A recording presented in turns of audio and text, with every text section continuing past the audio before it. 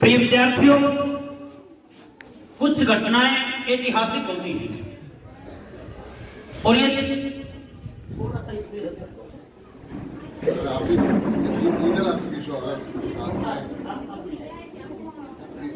अगर बीच में खड़े हो ना, हाँ आप बेटा थोड़ा सा इधर हो जाओ, साइड में। हाँ और साइड में हो जाओ, ठीक है। वास्तव में आज हमारे लिए गर्व का दिन है क्योंकि दो इंटेलेक्चुअल पर्सन, एक तो आपके बड़े भाई हैं, आप सभी जानते हैं, मनोज कुमार रावल, और साथ में ओमन चैनी ओमन पहले भी विद्यालय में आए थे, जो वास्तव में भारत के अपने समय के सबसे प्रतिष्ठित कॉलेज सेंट स्टीफेंस के विद्यार्थी रहे और उन दिनों में भी इन्होंने एक बार विद्यालय का दौरा किया था। आज सेकंड टाइम है जब वो विद्यालय में आए हैं। आपको और बड़ी बात बताऊं, केरल जो भारत का सबसे शिक्षित प्रांत है, जहां हर व्यक्ति कर्मठ है और वास्तव में वहां के लोग बड़े डिसिप्लिन होते हैं, अनुशासन उनके रोम रोम में बसता है, वो अनुशासन को ढोते नहीं है। तो उस स्टेट से संबंध रखते हैं चैनी ओमन, और हमारे लिए और बड़े गर्व की बात है, हालांकि वो वैसे तो खुद में ही एक परिचय है अपने आप में ही, लेकिन उनके पूज्य पिताश्री जो केरल प्रांत के, जो हरियाणा से लगभग क्या डबल लोकसभा की सीटें हैं, 20 सीटें वहां पर हरियाणा में 10 है, तो उनके पिताजी 2 बार केरल के मुख्यमंत्री रहे। आज हमारे बीच में आए हैं, तो हम चाहेंगे कि आपको जीवन में ऐसी चीजें बताकर जाएं कि आप हमसे प्रेरित होकर अपने जीवन में आप भी कुछ बड़ा कर सकें। और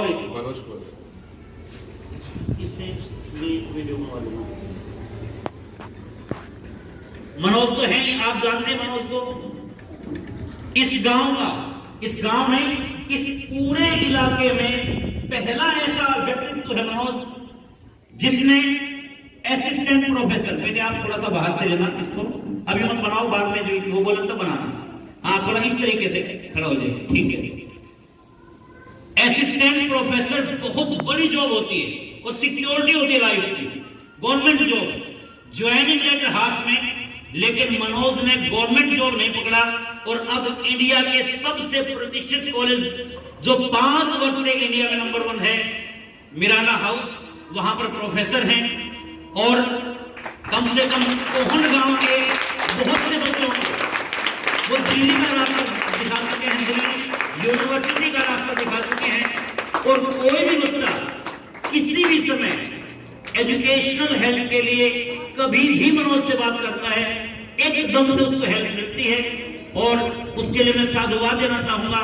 और जहां तक मनोज अब इतना अच्छा बना है, उसके पीछे उसका जो वहां पर दिल्ली यूनिवर्सिटी में फ्रेंड सर्कल रहा, जिनमें मोहम्मद चाली जी ये भी थे और भी ऐसे, वहां पर जाकर उनकी इंसानियत पहले की तुलना में, यहाँ की तुलना में कहीं ज्यादा विकसित हुई, तो उनमें इनके इस ग्रुप का भी रोल है। तो मैं उनका भी धन्यवाद करूंगा कि जो मनोज भी आज इतने अच्छे किस्म के व्यक्तित्व के रूप में वो उभरे हैं। तो अब मैं आग्रह करूंगा चैनी ओमन जी से कि वो ऐसे प्रेरक प्रसंग जिनसे आप अपने जीवन में मोटिवेट होकर आप कुछ बड़ा करें, वो आपके समक्ष रखें। तो यदि आपको खुशी हुई है तो आप एक बार अच्छे तरीके से बताएंगे।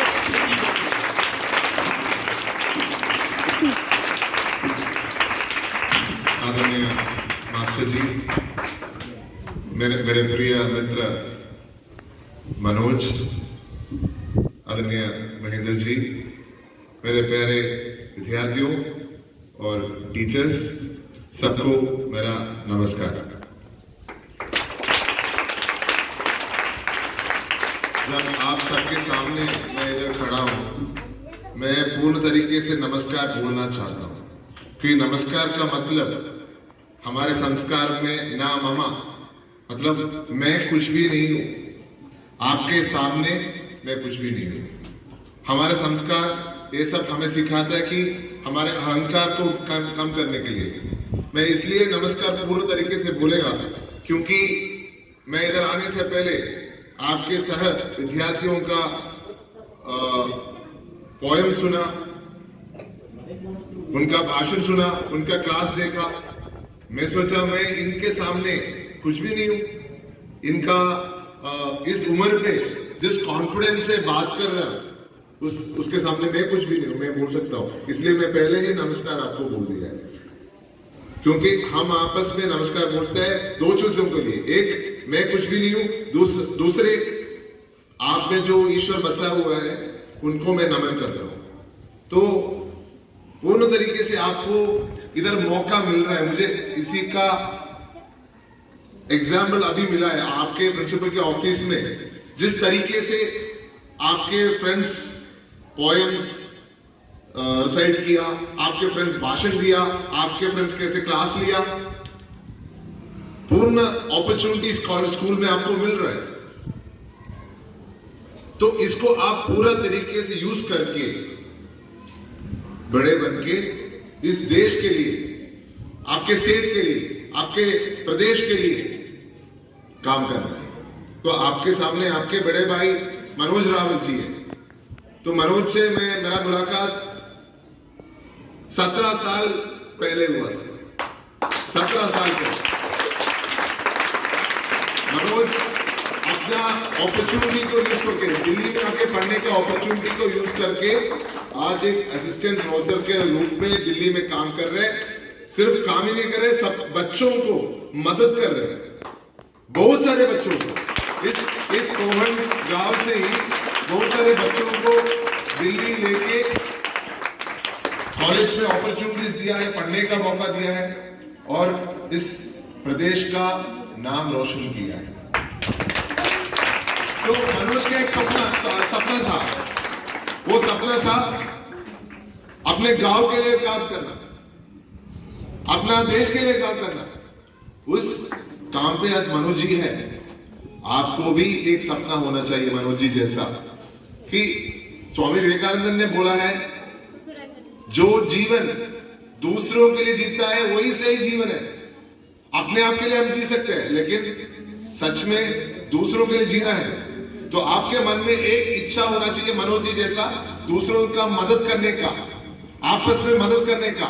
तो उसमें आपको काम करके ऊपर आना है। मैं ज्यादा भूलना नहीं चाहता हूं, फिर भी आप सबको देखे बहुत खुशी है कि आज इधर आप आए और आपसे दो शब्द कह पाए। मुझे एक ही बात बोलना है, आप सबको एक सपना होना चाहिए अपने के लिए, अपने देश के लिए, अपने प्रदेश के लिए, अपने घर के लिए, अपने लिए। आप वैसे कितना लोग अब्दुल कलाम के बारे में सुना है? प्रेसिडेंट अब्दुल कलाम इस देश का प्रेसिडेंट रहा है, एक आम आदमी था। रामेश्वरम एक जगह है कन्याकुमारी में, मैं पिछले साल गया था। इंडिया का लास्ट पॉइंट है, भारतवर्ष का लास्ट पॉइंट है रामेश्वरम। उस गांव में से ऊपर आके राष्ट्रपति बना। वो बच्चों को बहुत प्यार करते थे, बच्चों को बहुत प्रोत्साहित करते थे। वो बच्चों को बोलता था आपको सपना होना चाहिए, जो नींद में देखता है वो सपना नहीं है। वो बोलता था ऐसे, जो आप नींद में देखता है वो सपना नहीं है, आपको नींद नहीं देता है वही सपना है। आपका जो सपना होना चाहिए नींद नहीं देने वाला चाहिए। आपके मन में एक सपना होना चाहिए। आप में से कई बच्चों को कई खूबियां होगा। एक बच्चा को मैथ्स पसंद होगा, एक बच्चा को हिस्ट्री पसंद होगा, एक बच्चा को हिंदी हिंदी क्या पसंद है आपका? हाँ बोलो। नहीं, हाँ आप क्या बोलते? ड्राइंग। तो आप में किसी को मैथ्स पसंद है, किसी को ड्राइंग पसंद है, आपको कविता पसंद है।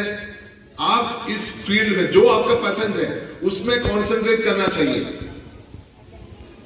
जिसको मैथ्स पसंद है उसको हिस्ट्री पसंद नहीं होगा, तो उससे आपको डरना नहीं है। आप उसको रखो, आप वर्क करो उसके ऊपर, लेकिन जिसमें आपको पसंद है उसमें कंसंट्रेट करना चाहिए। तो आपका सपना वही है जो आपके मन में है, उसके लेके किसी और को फुटबॉल पे होगा, किसी और को क्रिकेट पे होगा। आप देखो सचिन तेंदुलकर कौन थे? सचिन तेंदुलकर कौन थे? चलो रोहित धोनी, महेंद्र सिंह धोनी, वो भी क्रिकेटर था ना। एक गांव से आके इंडिया के क्रिकेट के टीम कैप्टन बन गया। तो ऐसे लोग भी, तो जो भी आपका पसंद है उस पर फोकस करना है और निडर आपको आगे जाना है। अभी एक बच्चा ने एक कविता सुनाया था, मैं उसका दोष लाइंस मुझे बहुत अच्छा लगा। बोल रहे थे कि जो नाव लहरों से डरता है वो कैसे आगे जाएगा। जो नाव लहरों से डरता है, रोज से डरकर नौका पार नहीं होती, कोशिश करने वालों की कभी हार नहीं होती। एक और बार बोलो। लहरों से डरकर नौका पार नहीं होती, कोशिश करने वालों की कभी हार नहीं होती। लहरों से डर के नाव पार नहीं हो सकती और कोशिश करने वालों का हार नहीं होती। आपको कोशिश करना पड़ेगा। हार आ सकता है लेकिन उससे डरना नहीं है, हार से भी डरना नहीं है।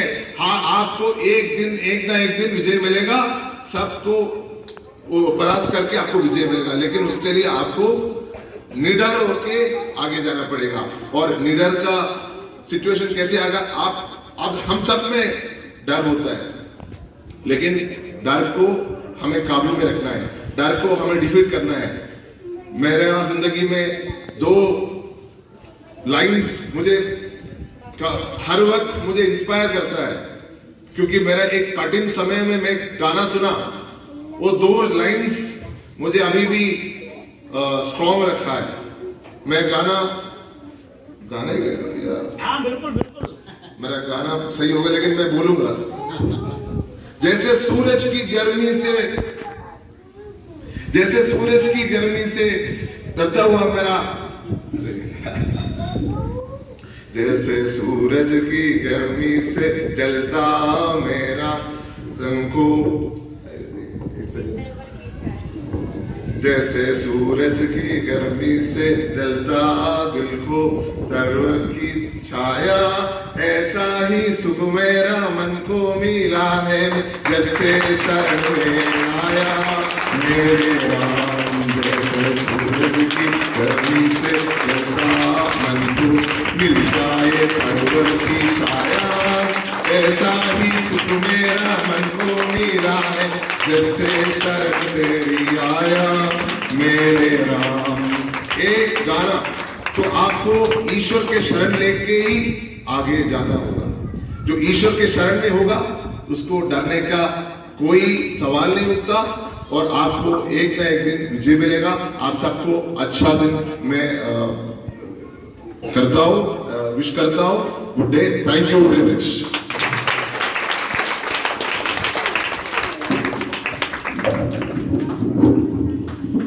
वास्तव में जो पंक्तियां खींच की थी उन्होंने समा बांध दिया था। बहुत बहुत धन्यवाद।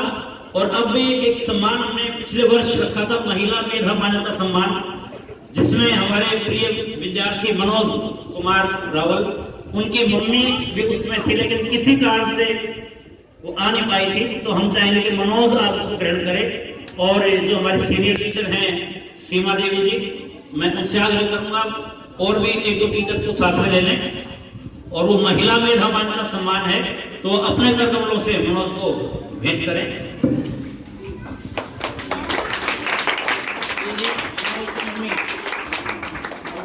महिला मेधा मान्यता सम्मान 2021 गांधी जी और शास्त्री जी के जयंती पर लास्ट ईयर इवेंट किया था। तो ये सब तो वो आई नहीं थी, आप साथ में आ जाओ। हाँ हाँ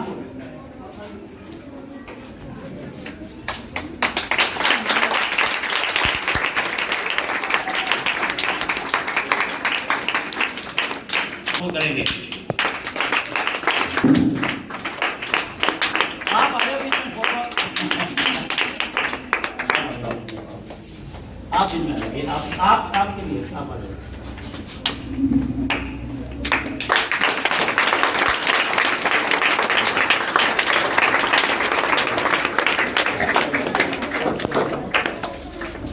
और अब मैं आग्रह करूंगा मनोज से, देखिए जीवन में कोई भी अध्यापक, उनकी पहचान उनके विद्यार्थियों से होती है और हम वास्तव में भाग्यशाली हैं कि हमें बहुत अच्छे विद्यार्थी मिले। और प्रारंभिक जीवन में जिन विद्यार्थियों ने मान बढ़ाया, सम्मान बढ़ाया, हमें पहचान दिलवाई, उनमें से जो सबसे प्रथम विद्यार्थी थे उनमें से मनोज रावल है। तो एक बार जोरदार तालियां, आपके बड़े भाई हैं, हमें बड़ा गर्व है उनके ऊपर।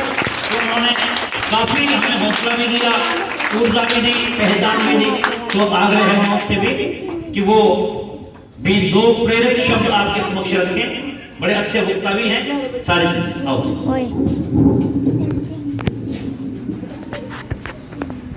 Thank you sir.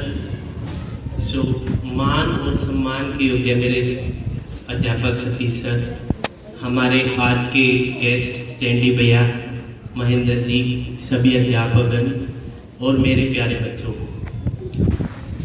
तो मैं आज चैंडी भैया को सुन के थोड़ा भावुक हूँ। मैं आपको बताना चाहूँगा क्यों। देखो, हम लोग जाति, धर्म और इनमें काफ़ी हद तक बटे रहते हैं, लेकिन चैंडी भैया केरल से कभी सपनों में नहीं सोचा था मैंने अपनी लाइफ में कि केरल के लोगों से मेरी जानकारी होगी। तो मुझे ये बोलने में कोई शर्म नहीं है कि जैसी कंडीशनिंग हमें यहाँ गांव में मिली थी, तो जाति और धर्म में मेरा भी बहुत ज़्यादा विश्वास था उन दिनों। लेकिन जब मैं चैंडी भैया जैसे लोगों से मिला तो ये चीज़ें बड़ी छोटी रह गई, ये दिमाग से, जहन से बिल्कुल ही उतर गई, गायब ही हो गई। और हमने एक दूसरों के विचार, चैंडी भैया बहुत मुश्किल से, आप लोगों को इनकी भाषा नहीं है हिंदी, ये हिंदी में पले बड़े नहीं थे, पता है आप लोगों को, लेकिन ये आपसे संवाद कर रहे थे हिंदी में। तो धर्म, जाति, भाषा, ये सब चीजें मायने नहीं रखती हमारी जिंदगी में। सबसे ज्यादा क्या चीज मायने रखती है? कलम की ताकत, एजुकेशन। आप राष्ट्रपति के बच्चे हो, आप प्रधानमंत्री के हो या कुछ भी हो, हमारे संविधान की सबसे बड़ी ब्यूटी आज भी मैं आपको बच्चों बताऊं कि एजुकेशन एक सबसे बड़ी ब्यूटी है। इसके माध्यम से आप, जैसे डॉक्टर कलाम के बारे में बताया भैया ने, अगर आपको डॉक्टर कलाम जैसा बनना है तो केवल और केवल एजुकेशन से बन सकते हो। हम थोड़े से जल्दी में मैं आपको एक बात बताना चाहता हूँ, आपके टीचर बड़ी आराम से इस चीज को समझ पाएंगे। जब मैं स्कूल में था, मैं चैंडी भैया को भी बताना चाहता हूँ, अक्सर गांव से जब लोग मेरे पापा से मिलने आते थे तो भैया वो बोलते थे कि देखो इनके पैर में दिक्कत है, अगर फ्यूचर में 2 रोटी का इनका अरेंजमेंट करना है तो इनको टेलर, दर्जी का काम सिखा देना जरूर, दर्जी का काम सिखा देना, ऐसा अक्सर बुजुर्ग लोग बोलते थे और वो चीजें मेरे कानों में जाती थी, समझ रहे हो। लेकिन एजुकेशन, मुझे ये चीजें मेरे लिए बहुत मायने रखती थी। मुझे एक चीज जरूर पता था कि अगर इस समाज में टिके रहना है, इज्जत से जीना है ना, तो केवल और केवल एजुकेशन ही मेरा हथियार है। ये चीज आपको हमेशा याद रखनी है। आजकल वीडियो रिकॉर्ड होते हैं, ये चीजें याद रखनी, जैसे जैसे आप बड़े होंगे ना, इन चीजों को देखना। केवल और केवल एजुकेशन ही हमें इंडिपेंडेंट बना सकती है लाइफ में, खासकर लड़कियों को। हम पुरुष प्रधान देश में रह रहे हैं, हमारी बहनों को बड़ी दिक्कत होती है पुरुष प्रधान देश में। लेकिन अगर आपको लीड करना है ना और 10 पुरुष को अपने पीछे रखना है, तो केवल और केवल शिक्षा से आप इंडिपेंडेंट हो सकते हो, जैसे मैंने अपनी जिंदगी में किया, केवल और केवल शिक्षा से। अगर आप एक IAS IPS अधिकारी शिक्षा के माध्यम से बनते हो, खासकर मैं बेटियों के लिए बोलता हूँ, सबसे ज्यादा मेहनत आज बेटियां कर रही है। ऐसे 100 मनोज रावल, चैंडी भैया या सतीश सर आपके पीछे रहेंगे पुरुष प्रधान देश में भी, याद रखना। तो मैं 2 लाइनों के साथ खत्म करता हूँ। मैंने अपनी जिंदगी को जब देखा और 2 पंक्तियों में मैंने उनको संवारने की कोशिश की। मैं अक्सर अपने बच्चों को भी सुनाता हूँ मिरांडा हाउस में ये चीजें। इस साल तो खासकर कोरोना में टफ टाइम में जरूर सुनाई मैंने उनको कि गिर गिर कर उठना सीखा, गिर गिर कर उठना सीखा, अब और गिरने का शौक नहीं। गिर गिर कर उठना सीखा, अब और गिरने का शौक नहीं। कलम की ताकत से, कलम की ताकत से अपने पैरों को मजबूत किया इस कदर कि अब जमाने में और रोक नहीं। तो एजुकेशन से कोई कॉम्प्रोमाइज नहीं करना। धन्यवाद। देखिए कितने बड़े सौभाग्य की बात है।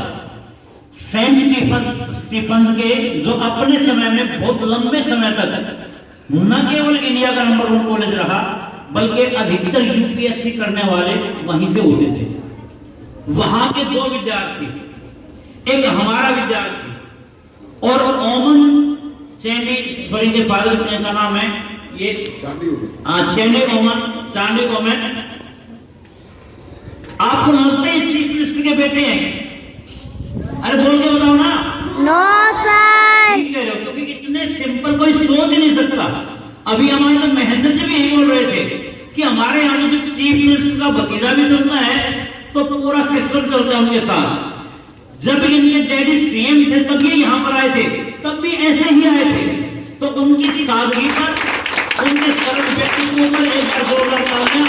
बड़े ईमानदार किस्म के व्यक्ति हैं और ऐसे व्यक्ति वास्तव में होने चाहिए देश के लिए, तभी देश आगे बढ़ेगा।